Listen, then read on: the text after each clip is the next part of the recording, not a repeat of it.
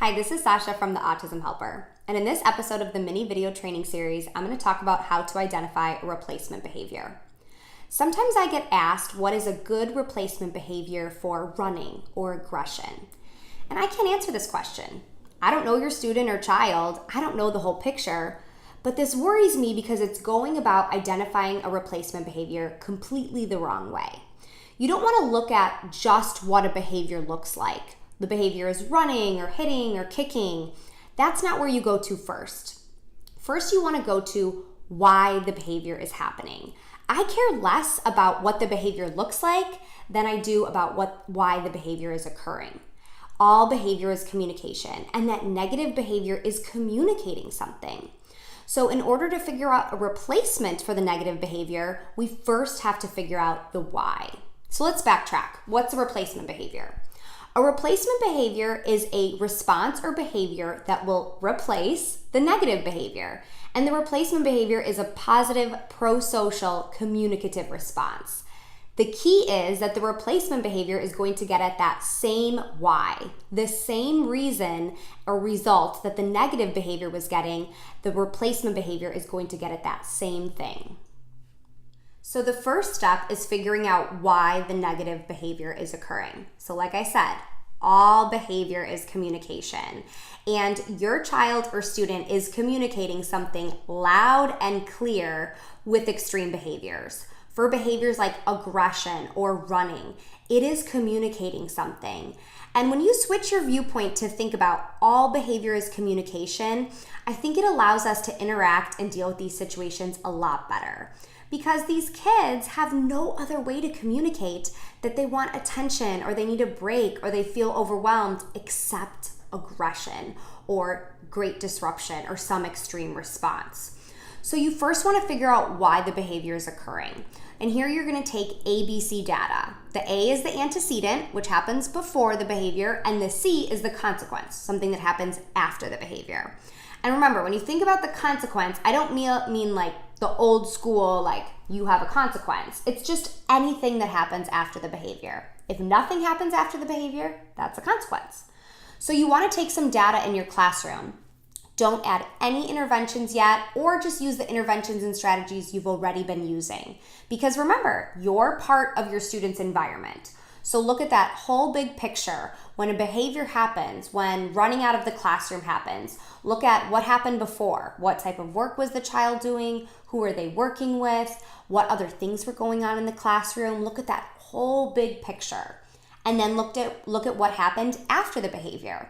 After the child ran out of the room, did people run after him? When he came back, did he have to go back to the same task, or did he go to break time? Did he get a special treat or something like that? So again, you want to look at everything. You're really playing detective here. So you want to notice all the little details so you can try to make an educated guess. We're never going to know for sure why behaviors occur, and sometimes the reasons change or there's multiple reasons. So we're going to make a best guess by looking at our data. So you need some thorough ABC data. If this isn't your area of expertise, check out my website, theautismhelper.com. I have a bunch of posts on ABC data, or consult a behavior expert in your school or your child's life. So take that ABC data and try to make your best guess as to why that behavior is occurring. Is it occurring to get attention? Is it occurring to escape a task or escape a social situation? There's a lot of reasons that a behavior can occur, and sometimes behaviors occur for multiple reasons. So it's important to consider that. So once you figure out why the negative behavior is occurring, then determine an appropriate, pro-social, communicative way to get to that same result. So you're going to want to teach a replacement behavior. For your students with verbal skills, that might be requesting a break or requesting access to the iPad. For kids with limited verbal skills, it might be using a visual, an AAC device, a PECS book. So some type of behavior that's going to get to that same result. A break from a task, attention from peers, escape from a social situation. So you want to make sure that it's reaching the same result, because just by trying to eliminate the negative behavior, we're not eliminating the want for that consequence. We're still going to want attention or want a break. We just need to give a positive way to get it. And at this point, people tell me, oh, well, he knows how to ask for a break, or he knows he should raise his hand. They always kind of say it like that. He knows. Well, maybe he knows how to ask for a break or ask for attention, but you haven't shaped it up. So first, try teaching that behavior. And then you need to shape it up. You need to get the buy-in. And I think this is where we have a misstep a lot of times, is we don't spend enough time getting the buy-in. The replacement behavior needs to be two things. It needs to be easier and more effective than the negative behavior. It needs to be kind of a no-brainer option. Of course, I would use this replacement behavior. It's way easier than the negative behavior and it works so much better. This is hard because a lot of our kids' negative behaviors are easy for them to do. It's easy to scream out whenever you want, and it works every time. Whenever you scream really loud, people look at you and give you attention. Thinking about our kids that engage in running behaviors. Every time you sprint out of the classroom, oh my gosh, it's a party. You've got people chasing after you. You don't have to do your work. You're getting everything you want. It's really effective. So the example I always use here is about coffee. So I love Starbucks. I go to Starbucks way too much. But let's say the Starbucks by my house closed. I went on Monday, no one was there. I went on Tuesday, no one was there. I go on Wednesday, I'm getting annoyed. My behavior of going to Starbucks is because I want to access coffee. So after a while, my behavior's not working. So I'm like, oh. And soon, a Dunkin' Donuts opens closer to my house. It's closer than Starbucks is, so I go there.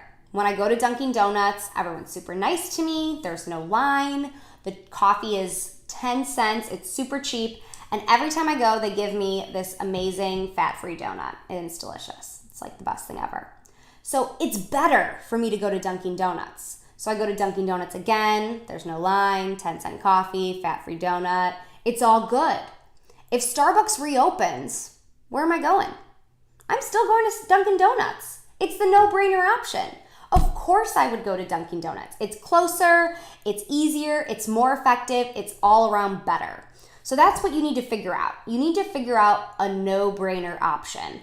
Something that's really easy for our kids to do. So even if your kids have verbal skills are hard. Maybe you still want to rely on a visual.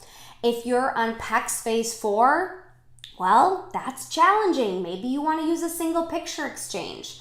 So think about making sure that your response you're teaching is easy and it's more effective.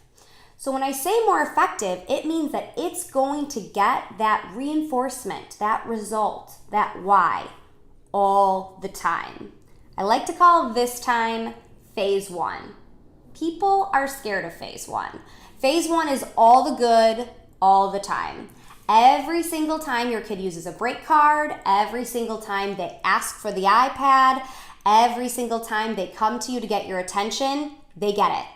That's what Phase 1 is. All the good, all the time. It's exhausting to live in Phase 1. You will likely get no work done in Phase 1. That's okay, because guess what? When you were having 10 meltdowns a day or 10 times running out the classroom a day, you weren't getting any work done anyways. So in Phase 1, when every time your student is using that replacement behavior, they get what they want, you're eliminating aggression, you're eliminating any type of potentially dangerous situations, and you're getting your child or student communicating.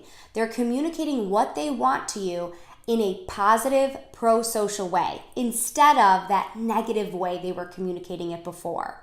And people are scared of this Phase 1 because we're in school. We have to learn in school. You can't take a break every time you ask for one, but you've got to get that buy-in first. So by building up that, hey, every single time you give me this break card, you get to go to break.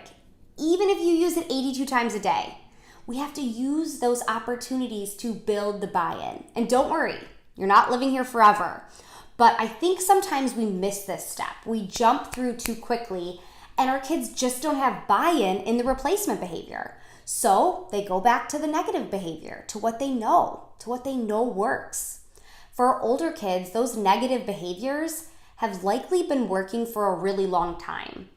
Think about our teenagers. Those negative behaviors maybe have been working for 10 years. So make sure that that replacement behavior is easier, is more effective. So after that phase 1, after you get that buy-in, then you can kind of move to phase 2. So phase 2 is delay and denial. So every time you use the break card, we're going to start to delay it a little bit. You can have a break in 15 seconds, in 2 minutes, etc. And then starting to say no. Nope, I know I saw you raising your hand. It is so nice that you're raising your hand, but you're not getting my attention right now, or you're not getting access to the iPad right now, or break time. So you're going to start to build in that delay of you don't get it exactly when you ask, and then denial. Sometimes you don't get it.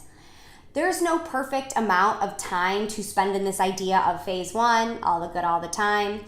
It's going to depend on the student, but you want to get that buy-in. And remember, you can always go back. If you start doing some delay and denial and you see some of those negative behaviors pop up, you can go back and spend a little more time getting that buy-in for the positive replacement behavior. So while you're teaching this positive pro-social replacement behavior that's easier and more effective than the negative behavior, you're going to pair this alongside reducing or eliminating the why for the negative behavior. So let me explain what I mean. So let's say you have a student that engages in aggression for attention. You can't just eliminate attention. If you get punched in the face, you're going to react. Any person reacts somewhat. But you can eliminate or decrease the amount of attention that you're giving. So if it is an attention behavior, when there is aggression that comes up, you can redirect, you can provide some prompting or some type of safety plan with minimal eye contact, with no talking, with minimal staff involved, because you here want to play with the magnitude of the result. So when I say that the replacement behavior is more effective, it's going to get this big, great, amazing attention, and that negative behavior, the aggression, yes, it's still getting some attention, but it's minimal and it's not the quality attention that the student wants. I see this happen a lot with kids that engage in running behaviors. When a kid runs out of the classroom or out of, God forbid, a school, it's scary, right? It's a safety concern. Of course you have to go get that child.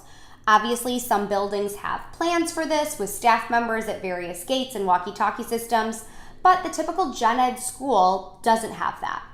So yes, you're going to chase that student. And for the kid that's engaging in that behavior, it's glorious. They're playing tag with someone who would likely never play tag with them, and they're just having a grand old time. You can still go get that child, go chase after him, bring him back to your classroom with minimal attention. You don't need the show, the circus that follows this a lot.